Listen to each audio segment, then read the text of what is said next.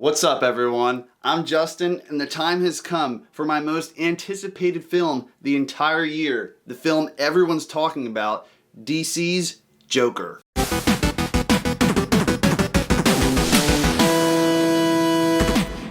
Let's just start off by saying there is a lot of controversy surrounding this film. Joaquin Phoenix walking out of interviews, Warner Brothers canceling all future red carpet events for this movie, and there's some people linking the tragedy that happened in Aurora all those years ago with The Dark Knight Rises, and they think something related to that is going to happen with this film. And security was even beefed up at all the movie theaters, so you know this film's going to be a hot topic. So let's just put all that aside and talk about the film, shall we? So, Joker, directed by Todd Phillips, the guy that brought you Road Trip and those Hangover movies. Which is cool because we get to see this director in a new light because this movie is the complete opposite of the types of films he usually does. The plot of this film follows a man by the name of Arthur Fleck. He's struggling to become a comedian, and for work he works for this small little rent-a-clown company. He'll do events for your business, sick children in the hospital, whatever really requires someone to bring happiness and joy to everyone,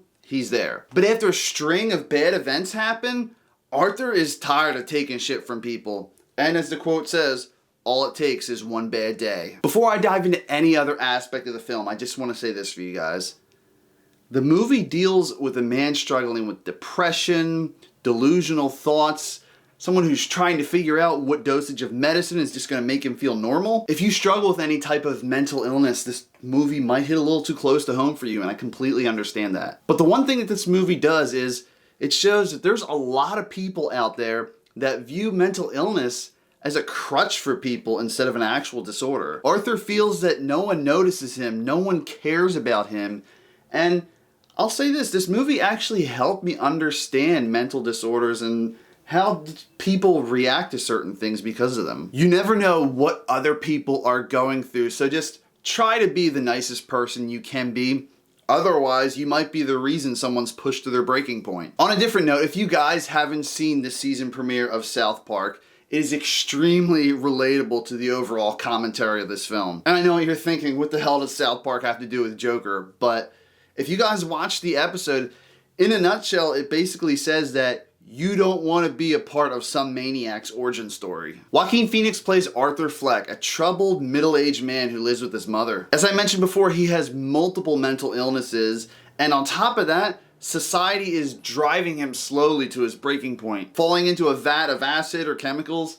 Nope. How about just a bunch of people being assholes, slowly pushing you to do something terrible until you push back? Damn, this dude did such an amazing job with this movie. His performance was truly haunting, and he made the Joker much more real and relatable than I've ever seen on screen. And that's the scariest part because I was actually rooting for him a lot of times in the movie. And don't worry guys, I won't go around killing people because I relate to the character. But yeah, I'm just like, that's what happens when you mess with the wrong person who's already having a bad day. Everything from the iconic Joker laugh, even to Phoenix's mannerisms really made this Joker one of my favorites. Can anyone say Academy Award contender? Robert De Niro plays Murray Franklin. He's a renowned talk show host that Arthur idolizes. And after seeing him in this, you guys know how like Jimmy Fallon, Kimmel, or Colbert, if they're sick for a week or if they have a kid, they'll have guest hosts. I would love to see Robert De Niro guest host for one of these guys for a day. Just for one episode even. He's a fun, old soul type of host in the movie. And the third act of this film, De Niro's character, he really stands out. Zazie Beetz, who you guys all know as Domino from Deadpool 2, plays Sophia, a single mother, and she's the love interest of our main character, Arthur. She's effective when she's on screen. Her performance doesn't really stand out, but I don't think it was meant to. But her character is important to the overall plot of this film. And lastly, Frances Conroy plays Penny Fleck, the mother of our main character, and I feel like at this point she's the queen of playing strange roles. American Horror Story, The Mist, Castle Rock, her characters are so strange and I love it. She was basically born to play the mother of a famous comic book villain. And the best part is there's multiple twists with this character. You'll never see what kind of things this movie has in store for her coming. Okay, this movie took all of the awards at the film festivals it premiered at, so I know you guys are wondering, is this movie worth the hype? No shit it is. DC is really heading in a good direction. Wonder Woman, Shazam, Aquaman, and now this. It's a great time to be a DC Comics fan. Big screen, small screen, animated movies. It just finally feels like they're not trying to rush and catch up with Marvel Comics' movies and whatnot anymore. And they even said if this movie does well, which it has just from Thursday box office numbers alone, Warner Brothers will start a group of movies called DC Black. All of these films are going to consist of experimental and edgy tones like we've seen in Joker, and it's going to exist outside of the DCEU. The world of this film is really cool too. It basically reminds me of if like Christopher Nolan's world of Gotham and the Gotham TV show merged and had a baby.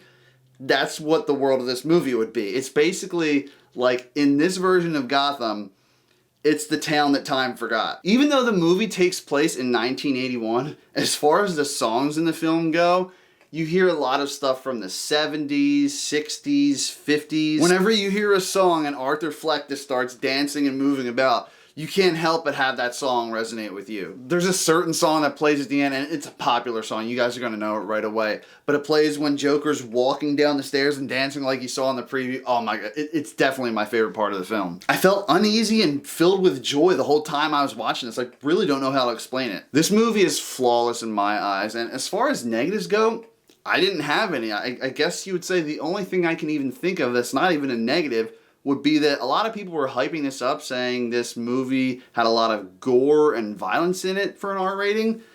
It really didn't. But don't worry, the way the tone and the pacing go in the movie, they use the violence, blood, and gore in an effective way, especially since all the effects in the film are practical. At least I'm pretty sure they are. I'd probably say like 95% of them are. The only thing I could think of was maybe some visual effects and whatnot were CGI in the background, but if there was, it was completely unnoticeable. The tone, violence, acting, social commentary, soundtrack, and setting all led to a flawless, impactful film that people are going to be talking about for years. And also, there's some dark comedy in this film that's basically the icing on top of the cake. I honestly think this movie is going to sweep the Academy Awards this year. Joker gets a perfect 10 out of 10.